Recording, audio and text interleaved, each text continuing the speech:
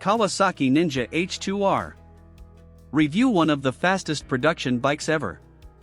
This Kawasaki Ninja H2R has got a claimed 310 brake horsepower, though our testers saw 249.76 brake horsepower at the rear wheel on the dyno, a supercharger, and can hit over 200 miles per hour with normal people like me and you riding it.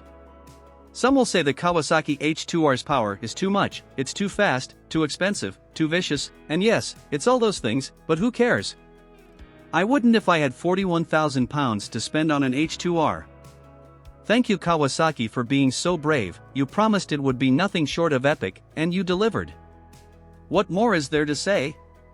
It's the ultimate top trump card, the fastest, most powerful production bike ever, and it works beautifully.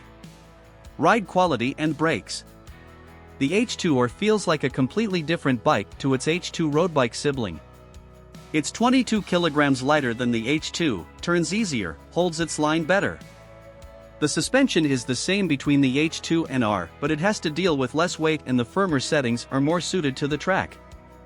It makes you feel like a GP rider, the noise, the speed, the power. It's insane and sublime in equal measure. Engine. Surprisingly, there isn't a huge amount of difference between the two versions of the Kawasaki H2, Standard and R, both have the same bore and stroke, pistons and valves, even the same supercharger.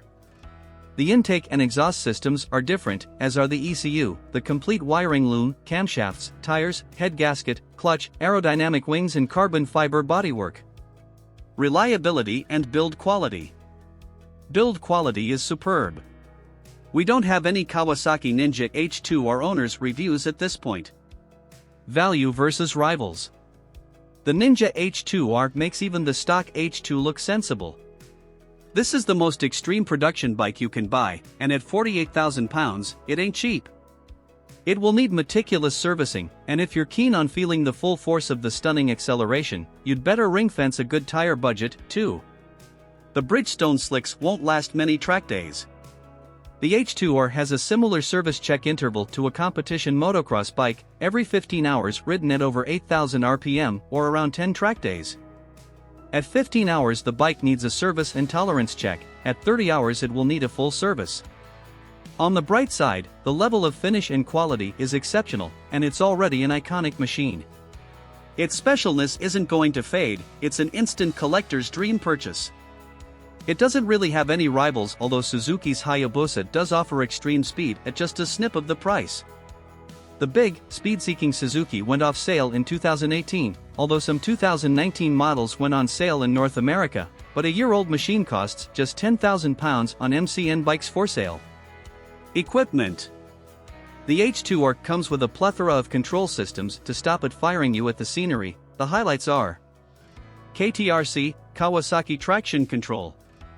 The new KTRC system's multi-level modes give riders a greater number of settings to choose from. Mode 1 is for the track, Mode 2 for the street, and Mode 3 for wet conditions. A rain mode is also available separately, which limits power by more than 50%. In 2017 the H2R got 9 levels of traction control and cornering ABS.